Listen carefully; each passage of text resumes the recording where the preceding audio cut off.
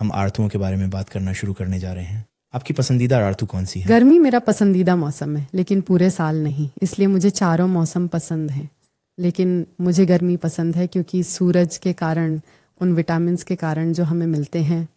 मेरा मतलब है, हाँ, मुख्यतः गर्मी। मुझे अपने देश में विभिन्न ऋतुओं के बारे में बताओ। हमारे पास 4 ऋतुएं हैं, लेकिन मेरी पसंदीदा गर्मी है, जैसा कि मैंने उल्लेख किया, क्योंकि बेरूत में बहुत ज़्यादा गर्मी नहीं होती।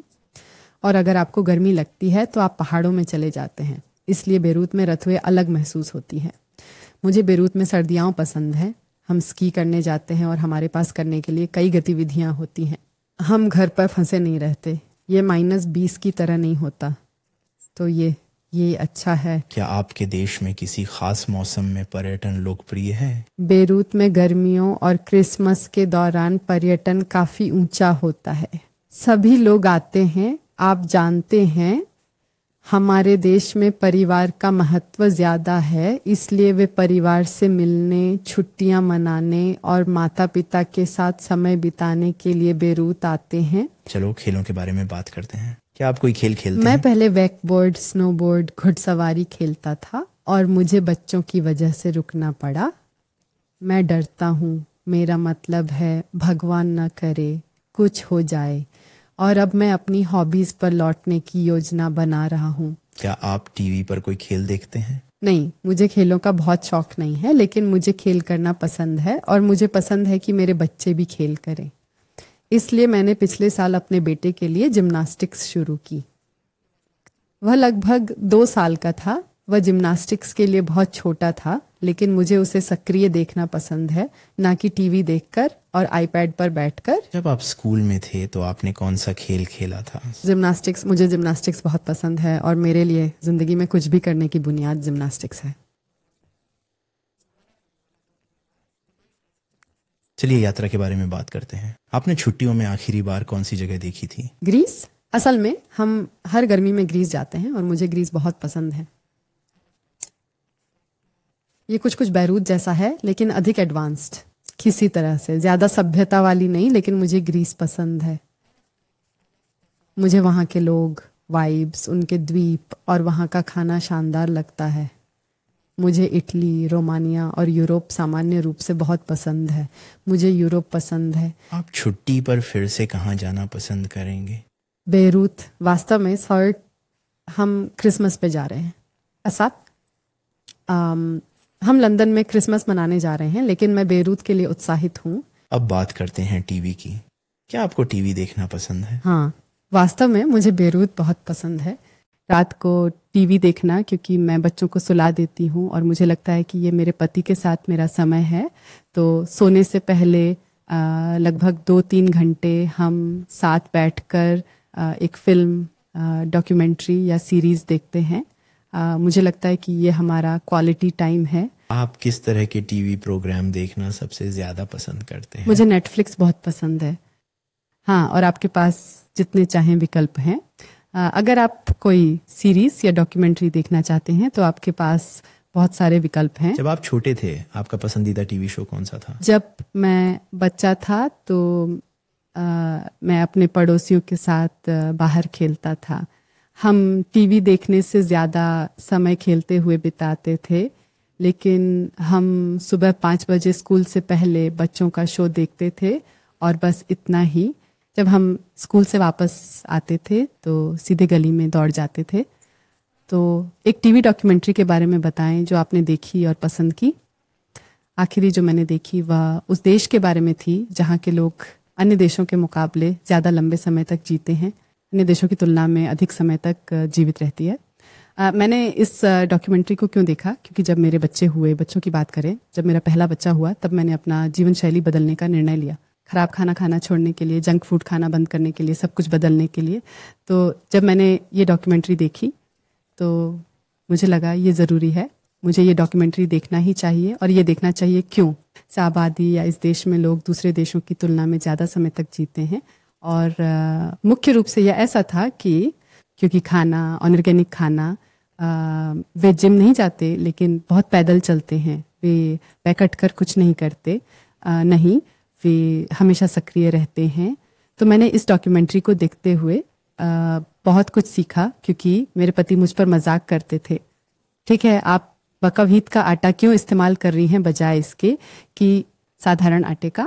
जब मैंने ये डॉक्यूमेंट्री देखी तब मुझे जवाब मिल गया, और मैंने उसे बताया, देखो जब तुम इस आटे को उस आटे की बजाय खाते हो तो ये तुम्हारी मदद करेगा, ये तुम्हारे खून को कैसे कहूँ शक्कर सोखने से रोकेगा। तो यही इन दोनों के बीच का अंतर है। इसीलिए इटली में अगर आप देखें कि उनका खाना कार्ब्स पे आधारित है, क्योंकि वे अच्छे घटक और गुणवत्ता वाले भोजन का उपयोग करते हैं। तो हाँ,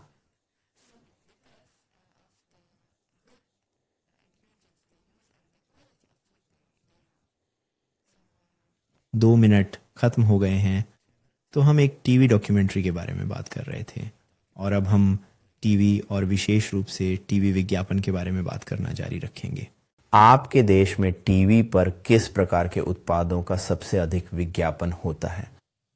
इस वीडियो को देखने के लिए आपका धन्यवाद करने के लिए मैं आपको एक मुफ्त कोर्स देना चाहता हूं जिसने हजारों छात्रों को उनके IELTS के बोलने के स्कोर में सुधार करने में मदद की है।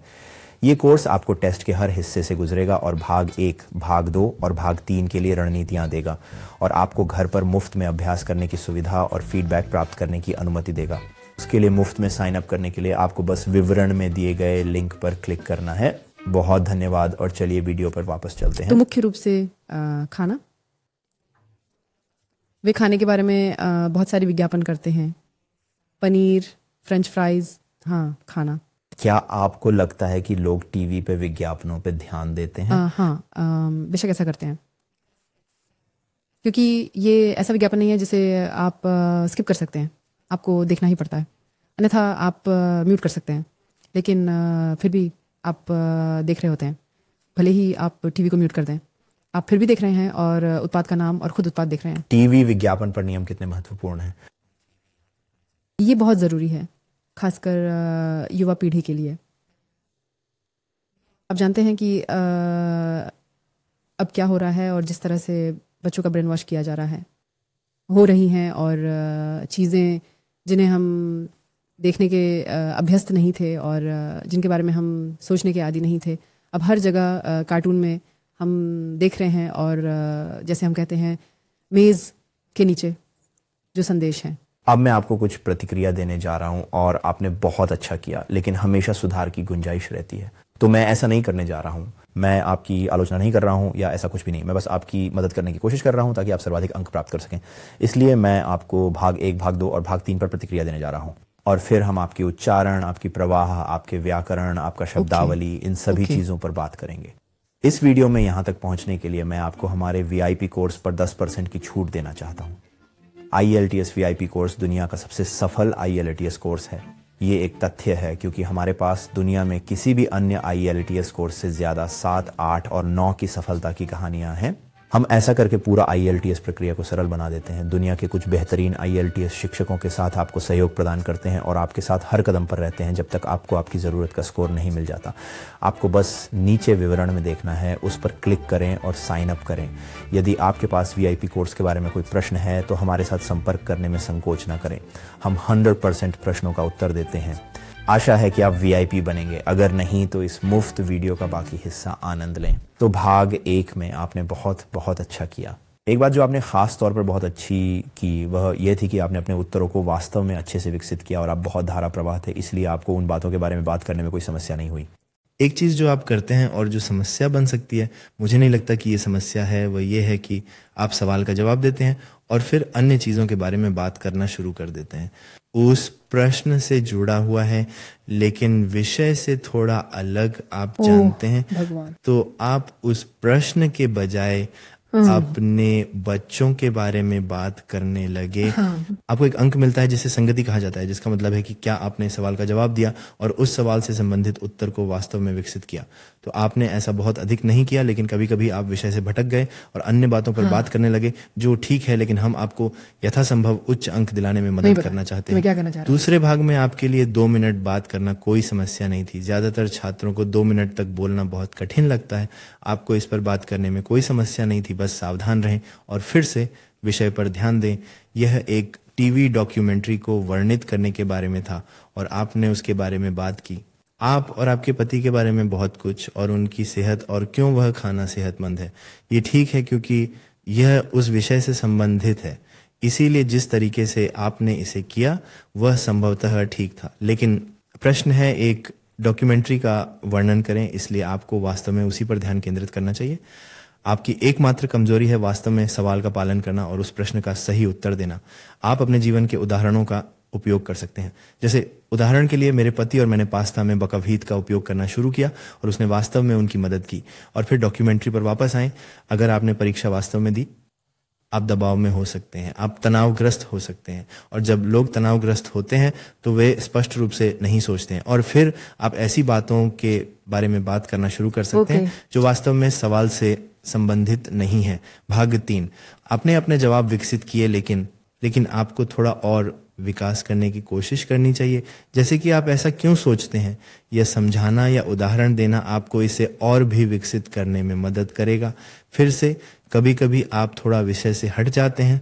प्रश्नों के बारे में सोचने का एक अच्छा तरीका यह है कि शायद इनमें से अधिकांश भाग 3 के प्रश्नों के लिए वहां हैं। उनमें से सभी नहीं, लेकिन अधिकांश मामलों में ऐसा होता है कि इस तरफ और उस तरफ के बीच अधिकांश चीजें इतनी नहीं होती हैं। तो अगर आप इन सवालों के बारे में अधिक स्पष्ट रूप से सोचना चाहते हैं तो ये होगा कि कुछ लोग ऐसा सोचते हैं, इसके पीछे उनके कारण है, कुछ लोग वैसा सोचते हैं, इसके पीछे उनके कारण है, और मैं व्यक्तिगत रूप से ये मानता हूँ। उदाहरण के लिए, टीवी पर नियमन कितना महत्वपूर्ण है। तो कुछ लोग सोचते हैं कि कोई भी नियमन नहीं होना चाहिए, शायद क्योंकि वे विज्ञापनदाता हैं और वे अधिक सामान बेचना चाहते हैं। अन्य लोग सोचते हैं कि उन्हें बच्चों के लिए कठोरता से नियमों के तहत लाना चाहिए। आप जानते हैं कि बच्चों को विज्ञापन के माध्यम से कुछ चीजें नहीं देखनी चाहिए। व्यक्तिगत रूप से मैं एक माता पिता हूं, तो मुझे लगता है कि विशेष रूप से इससे पहले नियम होने चाहिए। 9 बज रात मेरा मतलब है। हाँ, हमें उन्हें दुगना करना पड़ता है। तो आप देख सकते हैं कि मैं कैसे अधिक गहराई से अधिक संतुलित दृष्टिकोण प्रस्तुत करता हूँ, खासकर आखिरी प्रश्न में। ये ऐसा था जैसे आप सोचते हुए बोल रहे थे। कुछ सेकंड लेना और सोचना बेहतर है। आपको तुरंत जवाब देने की जरूरत नहीं है, लेकिन सोचें, ठीक है, लोग ऐसा क्यों सोचते हैं, लोग वैसा क्यों सोचते हैं, और फिर आप आगे बढ़ सकते हैं और आप जवाब दे सकते हैं जिससे मदद मिलेगी। लेकिन धन्यवाद, कुल मिलाकर शानदार, बहुत बहुत धन्यवाद, बहुत अच्छा किया। तो आइए मैं आपको उच्चारण, भाषा प्रवाह, व्याकरण और शब्दावली पर कुछ प्रतिक्रिया दूं। उच्चारण के लिए परीक्षक सोच रहा होगा, क्या मैं सब कुछ समझ सकता हूं जो वह कहती हैं, और वह सुन रहे होंगे। आपके कहे गए हर शब्द को 100% समझा जा सकेगा। आपको उच्च अंक मिलेंगे उच्चारण के लिए। आपका एक लेबनीज लहजा है और आपको उस पर गर्व होना चाहिए। बहुत से लोग सोचते हैं कि उच्चारण में उच्च अंक पाने का मतलब ब्रिटिश, अमेरिकी या ऑस्ट्रेलियाई सुनाई देना होता है। ऐसा बिल्कुल नहीं है। और दुनिया के कुछ बेहतरीन छात्रों की बहुत मजबूत लहजे होते हैं, लेकिन बात बोलने की होती है। ब्रिटिश लहजे के साथ बात करने की बात नहीं है, बल्कि अपने लहजे का उपयोग करते हुए अपनी बात को स्पष्ट रूप से रखना है। और आप इसमें बहुत अच्छा काम करते हैं, इसलिए आपको एक बहुत उच्च स्कोर मिलेगा।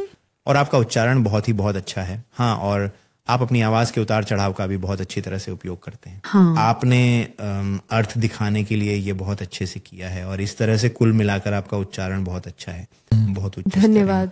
उच्चारण पर वापस जाएं। एकमात्र समय जब उच्चारण समस्या पैदा करेगा वह तब होगा जब आपका उच्चारण इतना गाढ़ा हो जाएगा कि यह श्रोता के लिए समस्या उत्पन्न करता है। जब आपको ये नहीं समझ आता ऐसा नहीं है कि मैं क्या कह रहा हूँ। बिल्कुल सही। और जैसा मैंने कहा, मैं आपके साथ बैठकर बात कर रहा हूँ और ऐसा कोई शब्द नहीं है जिसे मैं समझ नहीं पाता। हाँ।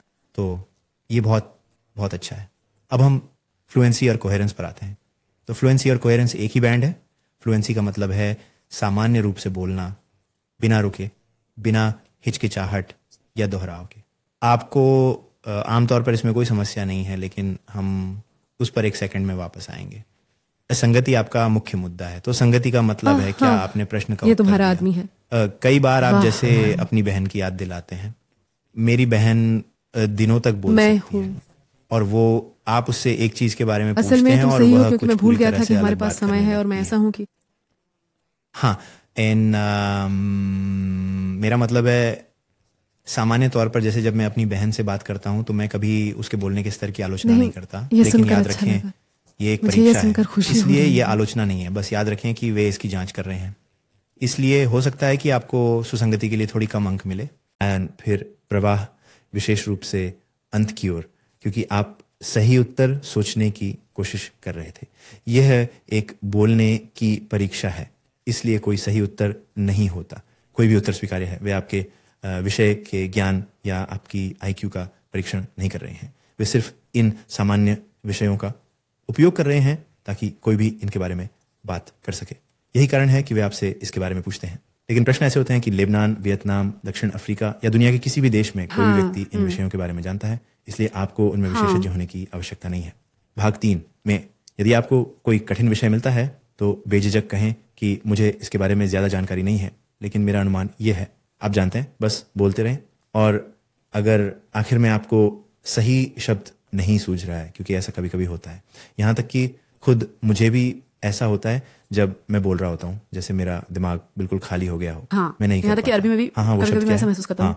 तो वो क्या था? अगर ऐसा क्या कहना चाह टेस्ट रहा में था? होता है तो वो क्या था? आपको सिर्फ सही। परीक्षक से कहना है कि मैं इस शब्द के बारे में सोच रहा हूँ, मुझे इसका सही तौर पर ध्यान नहीं आ रहा है, लेकिन इसका मतलब ये है, या इसे दूसरे शब्दों में कहें। ये बिल्कुल ठीक है, क्योंकि ऐसा होता है सामान्य रूप से। जैसे जब आप अरबी बोल रहे होते हैं, जब मैं अंग्रेजी बोल रहा होता हूँ, मैं ये हर समय करता हूँ, खासकर जब मैं पढ़ा रहा होता हूँ, क्योंकि वे सही जवाब की तलाश नहीं कर रहे हैं। वे देख रहे हैं कि अगर आप लंदन, कनाडा या न्यूयॉर्क सिटी चले जाते हैं और वहाँ की किसी कंपनी में नौकरी पाते हैं, उनमें से किसी एक कंपनी में काम करते समय क्या आप उन लोगों के साथ संवाद कर पाएंगे?